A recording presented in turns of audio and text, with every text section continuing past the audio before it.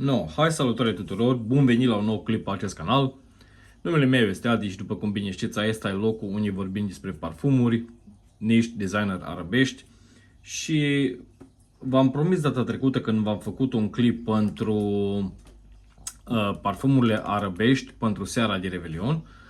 Anume, era un parfum destinat mai mult parfumurilor pentru femei, partea feminină, dar eu zic că ăsta merge foarte bine purtat și de către un bărbat și m-am decis totuși să fac un review despre el. Ăsta e un parfum care l-am cumpărat de eu soției acum în luna decembrie, dar credeți-mă, m-a lăsat uimit parfumul ăsta și am decis să fac un review individual pentru că, virgulă, eu cred că parfumul ăsta merge foarte, foarte bine și pentru un bărbat.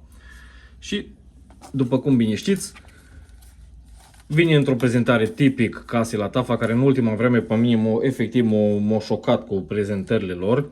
Ei sunt foarte, foarte non-conformiști când vine vorba de prezentări, te aștepți de la orice din partea Casei Lattafa.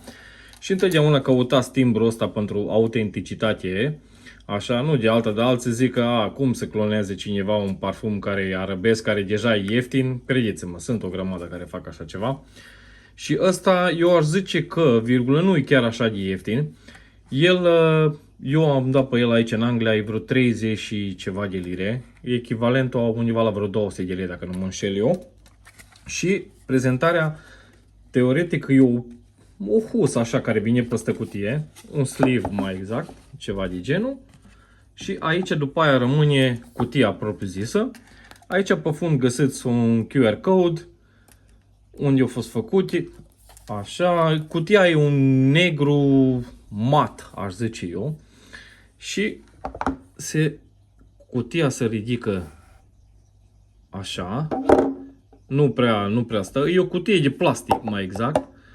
Și aici înăuntru e un stativ, efectiv, pe care vine sticla. Bun. Sincer, eu când am încercat parfumul ăsta, după ce a ajuns, pentru că v-am spus, l-am cumpărat soției, când a ajuns parfumul ăsta prima dată, am zis, băi, hai să-l încerc și eu să vedem cum e, pentru că am văzut multe review-uri, sincer. Și teoretic, prima dată, eu am încercat să cumpăr parfumul ăla Afef. Sticla aia ciudată cu aia 2 pe 1, în orice caz, din nou o prezentare de la Lattafa ieșită din comun. Și am zis, după mai multe review-uri care le-am văzut de un mediu online, m-am decis să cumpăr ăsta. Credeți sau nu, parfumul ăsta e creat de către nimeni altul decât master parfumierul Quentin Bish, care se pare că s-a apucat să facă parfumuri pentru Lattafa. Bineînțeles, el nu știu dacă a făcut sau și creat și primul parfum tot el, Teriac OG-ul, care vine la fel într-o sticlă exact identică, numai că, virgulă, are altă culoare sticla. În rest, e aceeași treabă. Și, credeți-mă, e un parfum total unisex.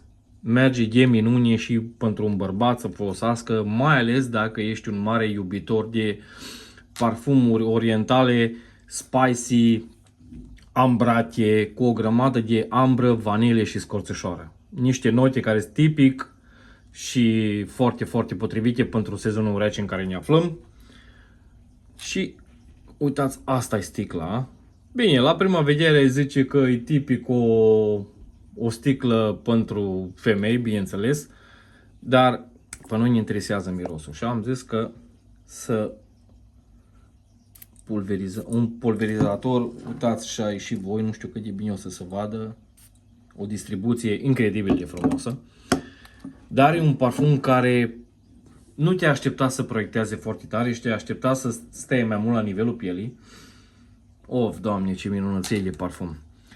Adevărat, deci dacă master parfumierii ăștia încep să facă parfumuri pentru Lattafa, cum v-am zis eu, linia de parfumuri arabești pentru mine, în ultimul an a căpătat o importanță foarte mare, pot să zic.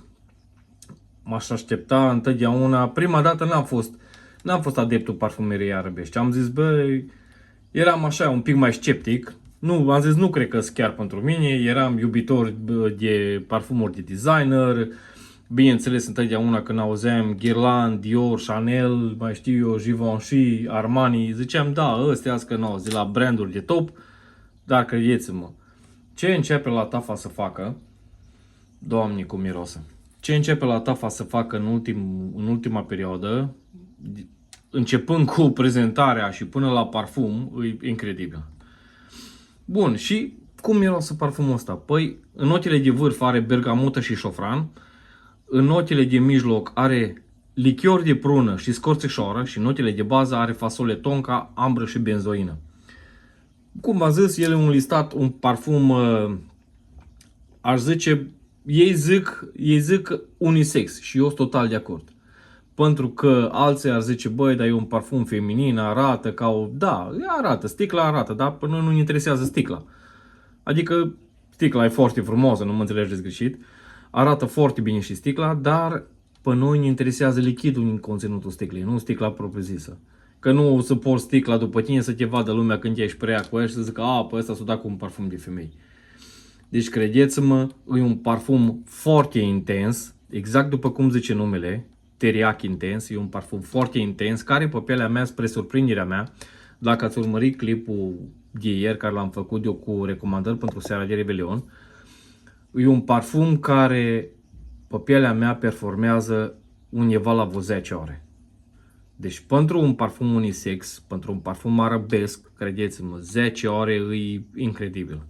Și credeți-mă, pentru banii pe care îi dai, undeva la vreo, v-am zis, în România cred că e vreo 200 de lei, nu știu exact, acum plus minus. Dar aici în Anglia atâta e, vreo 30 ceva de lire. O sticlă de 100 de mililitri.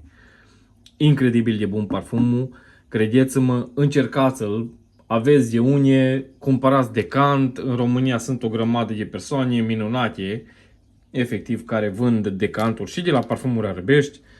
Căutați-le, contactați-le, luați-vă o monstră, vedeți dacă e pentru voi, dar credeți-mă, dacă vă place nota de scorțișoară, ambră, vanilia în parfumerie, credeți-mă, încercați-le. E un parfum pentru vreme rece, e un parfum destul de mass appeal, sigurat e genul de parfumul care o să vă aducă complimente, în special doamnelor și domnișoarelor, dar, cum v-am zis, un bărbat nu ar trebui să se cheamă să porte un parfum din asta. Eu nu l-aș purta cu mare drag. Până data viitoare, asta a fost părerea mea despre teriac intens de la Latafa. Voi, dacă l-ați încercat, lăsați-mi un comentariu.